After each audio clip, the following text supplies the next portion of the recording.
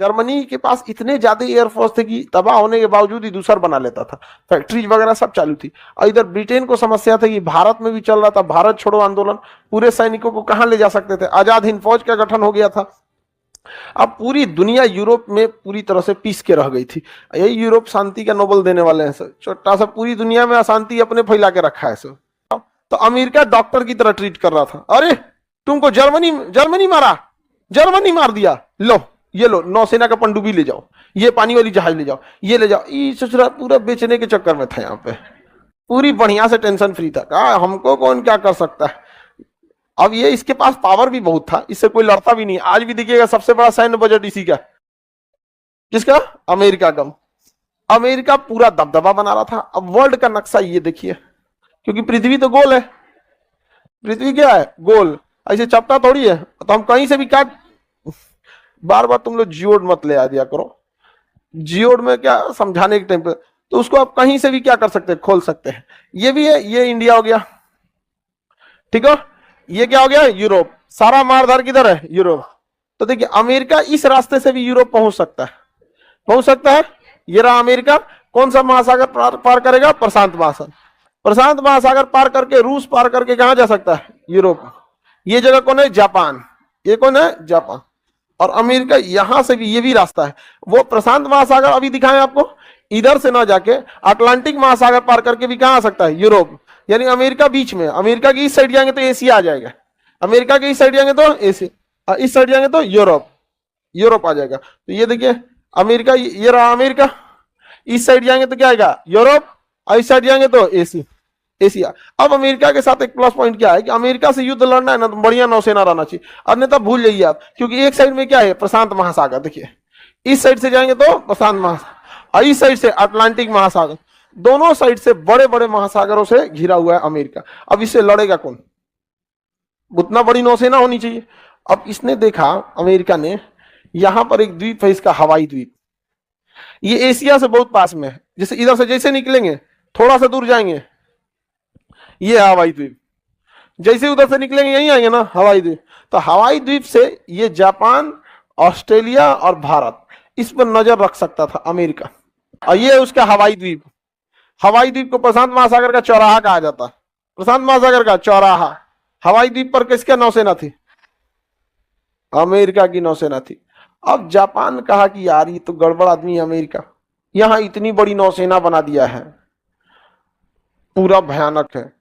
और Japan, America के पास पैसे थे क्योंकि पूरी दुनिया को हथियार बेचा था, तरह से तबाही का पूरा फुल प्लान बना के चलाया अमेरिका। जापान देखा कि यार ये तो गलत बात है ये। जापान के पास उस समय लगभग 110 थे फ्लीट। और देखिए कोई भी देश अपनी टोटल फ्लीट, जैसे नौसेना की क्षमता, फ्लीट 100% रिवील तो करता नहीं है, काय को करेगा कोई भी देश।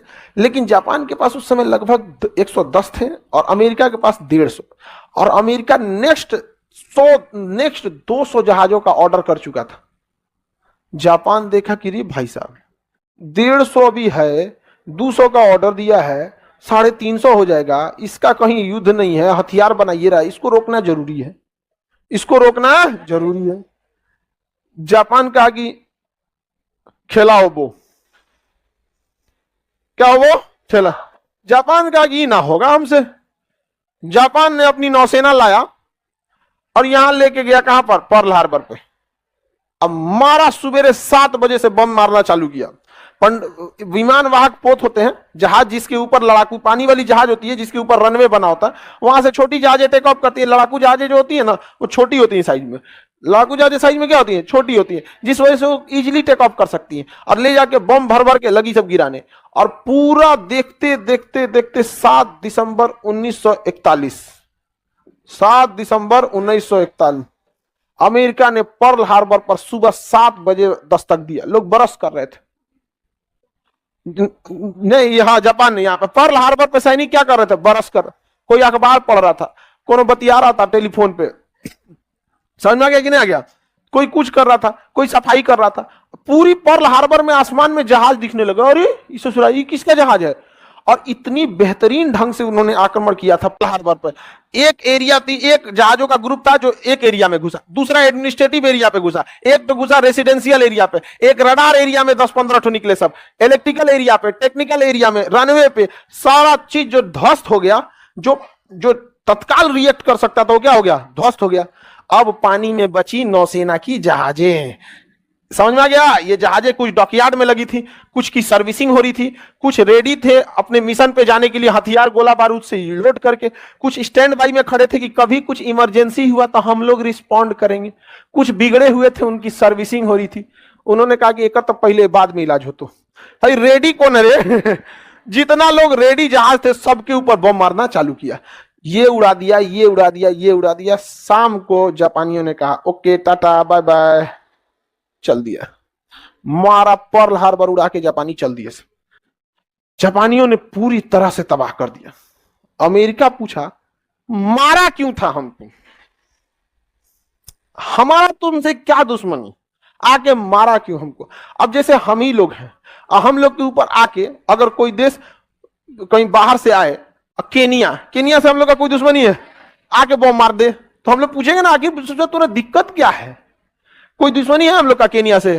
कोई दुश्मनी नहीं है। आए सिंगापुर धाए धाए बम गिराना चालू करे तो बाद में पूछेगा ना ये सिंगापुर तुमको क्या हो गया भाई, आखिर क्या हुआ है? ये समझ में आ गया कि नहीं आ गया? तो जापान से पूछा अमेरिका यार किए क्या थे हम ये बताओ तुमको। कहा कि यार तुम बहुत तेजी से विकास कर रहा था, हमको ये देखा नहीं गया, अगर हम विकास करते ना तो तुम बहुत तेजी से निकल जाता, इसलिए एक ही रास्ता है, तुमको हम ढकेल दिए पीछे, अब तुम 20 साल तुम्हारी कमर टूट जाएगी, अब हमको आगे बढ़ने तुम। अमेरिका आग बबूला हो गया। अमेरिका कहा कि we will teach lesson to Japan, हम जापान को एक सबक सिखाएंगे। जापान के राजा तो हीरो ही, तो we doesn't consider America is an important country. कहा हम अमेरिका को कोई इंपॉर्टेंट कंट्री नहीं मारते हैं, सुबह अभी तो मार के आए हैं। इसमें अमेरिका, ये जो जापान के जहाज जो पायलट थे उनका जब एम्यूनिशन खत्म हो गया था गोली, तो जब सारा बम्बार्डमेंट कर दिए सब ना, तो अब बच गए कौन? सैनिक लोग। तो खोज खोज को गोली मार रहा था जहाजिया पे से, जहाजिया नीचे ले आके चला हो गोली, अब भागता मार धा मारा, सब पूरी तरह से ध्वस्त कर दिया। जब गोलियां खत्म हो गई थी तो इन लोग का ये अपनी जहाज ले आके लड़ा देते थे सब, कामाकाजी बोला जाता था। क्या कहा जाता है? कामाकाजी। अमेरिका गुस्सियाया, अपने इंजीनियरों को कहा ये सुनो सब इंजीनियर, बड़का बम बनाओ। कौन बम बनाओ? बड़का बम बनाओ। अब 1950 तक बड़का बम बना देना है, 10 साल बाद बदला लेंगे, लेकिन बदला लेंगे। तो ऑपरेशन ट्रिनिटी चलाया गया और ओपेनहाइमर मूवी बनी है, ओपेनहाइमर।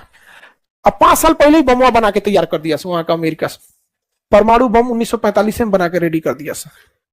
तब अमेरिका गया, यहां से उड़ाया जहाज अपना, क्रॉस करके कहां पहुंचा? जापान पे गिराया एगो हिरोशिमा नागासाकी। कहा कि जापान अब बताओ कै साल आगे, बताओ कै साल आगे।